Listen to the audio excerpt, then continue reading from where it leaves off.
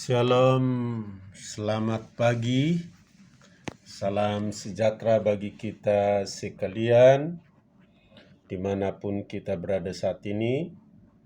Saya, Pendeta Israel Munte, sedang berada di kota Bandung, di salah satu hotel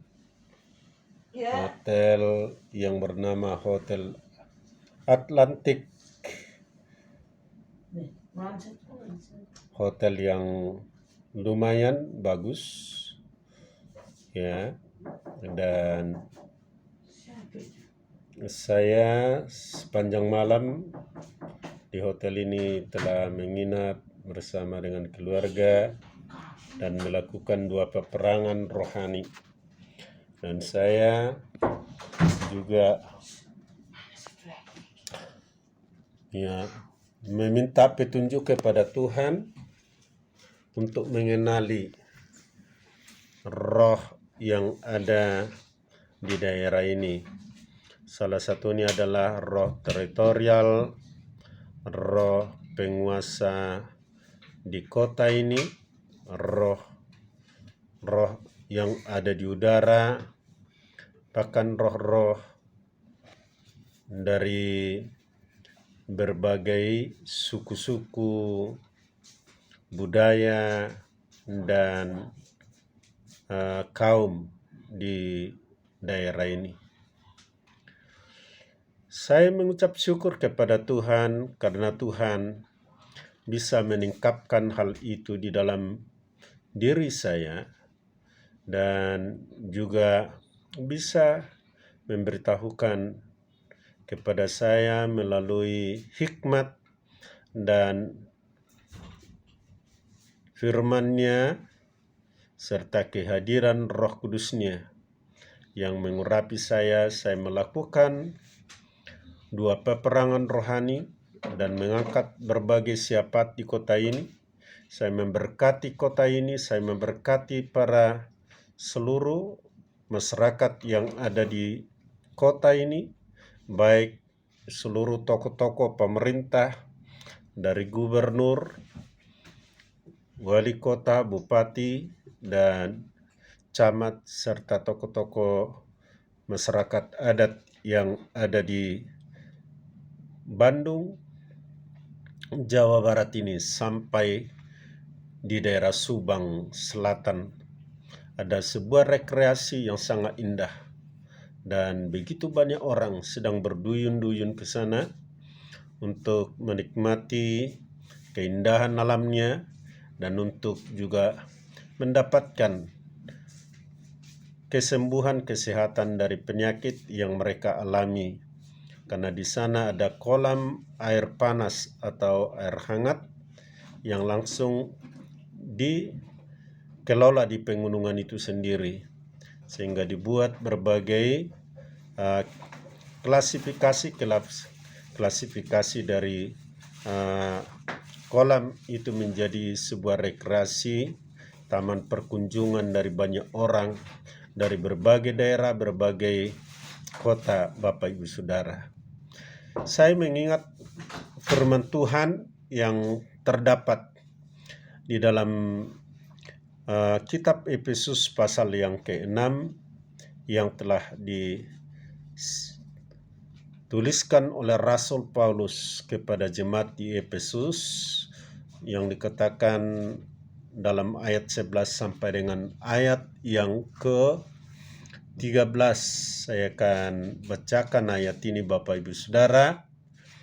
Kenakanlah seluruh perlengkapan senjata Allah supaya kamu dapat bertahan melawan tipu muslihat iblis. Karena perjuangan kita bukanlah melawan darah dan daging, tetapi melawan pemerintah-pemerintah yang jahat, melawan penguasa-penguasa, dan melawan penghulu-penghulu dunia yang gelap ini, melawan roh-roh jahat di udara. Inilah tugas seorang laskar Kristus, seorang prajurit Kristus, ataupun duta-duta Allah. jika memang Anda dan saya mengerti tentang panggilan Anda sebagai duta Kristus, sebagai prajurit Kristus, maka kita sebagai orang-orang utusan daripada Tuhan ataupun mitra dari kerja Allah, kita tidak akan cukup hanya pergi ke satu lokasi, satu daerah, hanya memandang, melihat dan mengamati keindahan alam sekitarnya. Tapi kita perlu mengenali akan roh-roh yang ada di lokasi itu, mengenali penghulu-penghulu yang ada di lokasi itu, daerah itu, Bapak Ibu Saudara. Nah, itu sebabnya kita perlu peka dengan Roh Kudus dan selalu intim dengan Roh Kudus untuk kita bisa berdedikasi, berkomunikasi, dan berinteraksi dengan iman kita, dengan kasih kita, dengan doa kita kepada Tuhan kita Yesus Kristus. Karena Tuhan mau kita menjadi umat pemenang di setiap gerakan langkah kita semua. Oleh sebab itu, bagi Bapak Ibu Saudara yang mau terjun ke dalam dunia peperangan rohani, kita harus mengambil perlengkapan senjata Allah. Apa yang dikatakan oleh firman Tuhan tadi dalam ayat 12 dikatakan, atau ayat 10 ya, ayat 10 dikatakan di sana, atau ayat 11 dikatakan oleh Rasul Paulus ya dalam tulisannya kepada jemaat di Efesus ini. Karena di kota Efesus ini kita tahu ada banyak kuil-kuil dan roh-roh jahat yang mereka harus musnahkan di sini. Rasul Paulus termasuk salah satunya adalah Dewa Artemis yang selalu disembah, bahkan diagung-agungkan oleh masyarakat yang ada di Efesus, karena Efesus ini menjadi salah satu kota pusat perdagangan pada saat itu, dan dewa ini dianggap menjadi dewa kemakmuran, kesuburan, dan dewa kejayaan. Itu sebabnya Paulus yang mengingatkan jemaat di Efesus harus melakukan dua peperangan rohani dan berhadapan dengan semua dewa-dewa yang dipelihara ataupun kuil-kuil yang mereka bangun di sana, Bapak Ibu Saudara. Akhirnya hendaklah kamu kuat di dalam Tuhan, di dalam kekuatan kuasa-Nya. Hendaklah kamu kuat di dalam Tuhan dan di dalam kuat kuasa-Nya. Jadi bukan hanya kuat di dalam Tuhan, bukan hanya percaya kepada Tuhan, tetapi harus penuh dengan kuasa. Karena kuasa dari tempat maha tinggi yang akan menaungi kita, yang akan melengkapi kita, yang akan membentengi kita, yang akan menudungi kita, untuk kita masuk di dalam dunia peperangan rohani, sama seperti peperangan yang dilakukan seperti perang ya secara fisik, baik ya perang seperti di pertempuran perebutan ya Indonesia dengan Belanda dengan Jepang, yang membutuhkan satu ya komitmen, satu tekad berani mati dan harus berjuang dan harus melengkapi dirinya dengan berbagai perlengkapan senjata perang atau Allah, atau sama seperti Daud dengan Goliat. Ya, bagaimana Daud menghadapi Goliat atau bangsa Israel yang sempat bimbang, khawatir, kecewa karena Raja Saul merasa ketakutan melihat sosok seorang Al-Guju yang besar, Goliat yang menakut-nakuti, menghina, melecehkan bangsa Israel termasuk Raja Daud. Tapi apa yang terjadi? Kita melihat peranan Roh Kudus, kuasa Allah yang menaungi Raja Daud sehingga bisa memenangkan peperangan itu. Begitu juga dengan kita Bapak Ibu Saudara. Makanya dikatakan kenakanlah seluruh perlengkapan senjata Allah supaya kamu dapat bertahan melawan tipu muslihat iblis. Tipu muslihat iblis. Apa tipu muslihat iblis itu? Tipu muslihat iblis itu sangat licik, sangat lihai untuk merayu, menggoda, menghipnotis, melakukan berbagai tipu daya kepada manusia. Kita udah tahu bagaimana peranan iblis untuk menghancurkan pribadi kita, hubungan kita dengan Tuhan, bahkan rumah tangga kita, pelayanan kita, bisnis kita. Jika Anda dan saya tidak betul-betul hidup dalam kebenaran, dalam kekudusan, dalam perlengkapan senjata Allah, maka Anda dan saya akan gampang dikalahkan oleh iblis dan setan. Tapi jika kita mengerti tentang peranan daripada kuasa dunamos yang Tuhan berikan kepada kita, yang Roh Kudus berikan kepada kita, itu sebabnya ayat ini berbicara, kenakanlah seluruh perlengkapan senjata Allah. Kenapa perlu perlengkapan senjata Allah? Tanpa perlengkapan senjata Allah, kita tidak akan mampu menghadapi, melawan akan tipu muslihat daripada setan di dunia ini. Karena setan adalah biang kerok dari semua penghancuran, pengrusakan di dunia ini.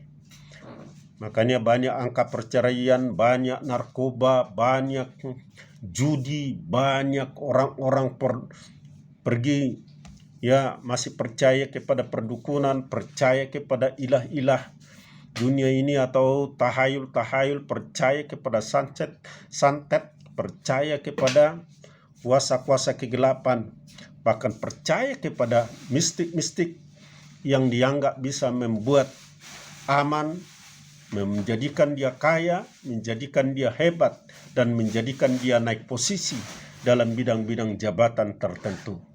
Hati-hati Bapak Ibu Saudaraku yang kekasih. Ini perlu saya akan sampaikan kepada kita.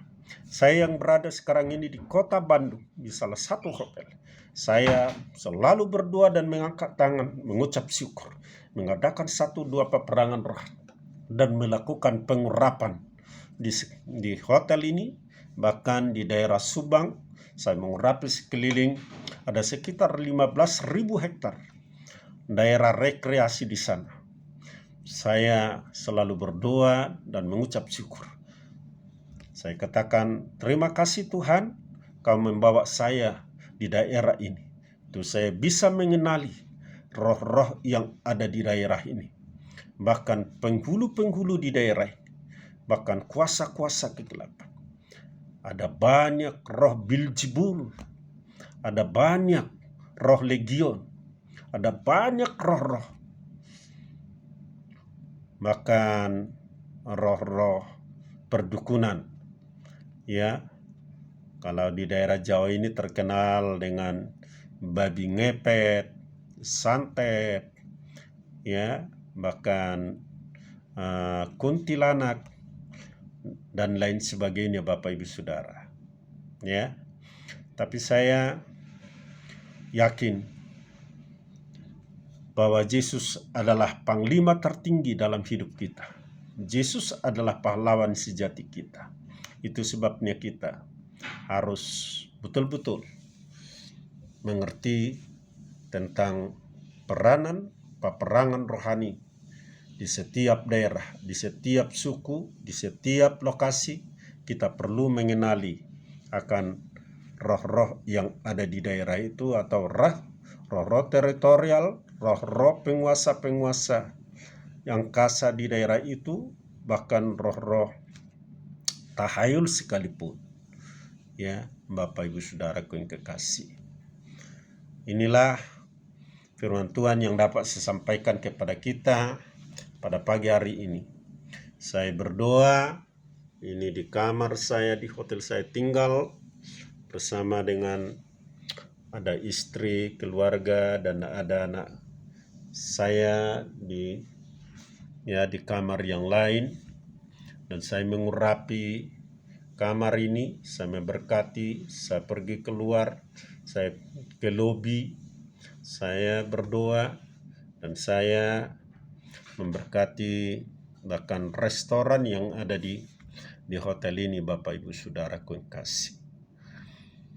Puji Tuhan, hari ini adalah hari spesial bagi saya, untuk saya bisa sekaligus berlibur dan saya berdoa di daerah ini. Berdoa dan saat mengangkat syafaat di daerah ini, saya juga menangisi jiwa-jiwa yang belum mengenal Yesus, yang belum menerima Kristus Tuhan dan Juru Selamat, Yeshua HaMashiach Isa Al-Masih Putra Maryam. Biarlah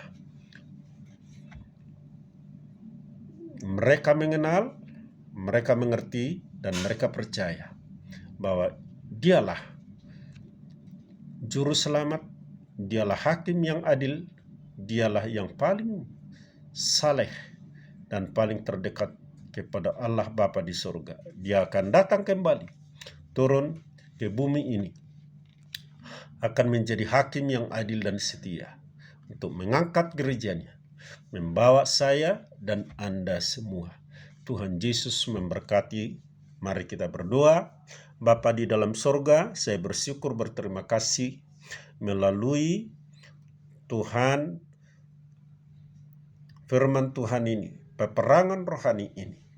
Saya bersyukur kepadamu. Saya boleh tiba menginjakkan kaki di daerah ini, mulai dari kota Bandung sampai Subang Selatan. Tuhan, Engkaulah yang membawa. Tuhan, Engkau yang akan menyediakan yang terbaik, yang terindah, dan Kau menyelamatkan seluruh penduduk daerah ini dan membuka mata rohani mereka, iman mereka, untuk percaya kepada Yesus Kristus. Haleluya, haleluya, amin.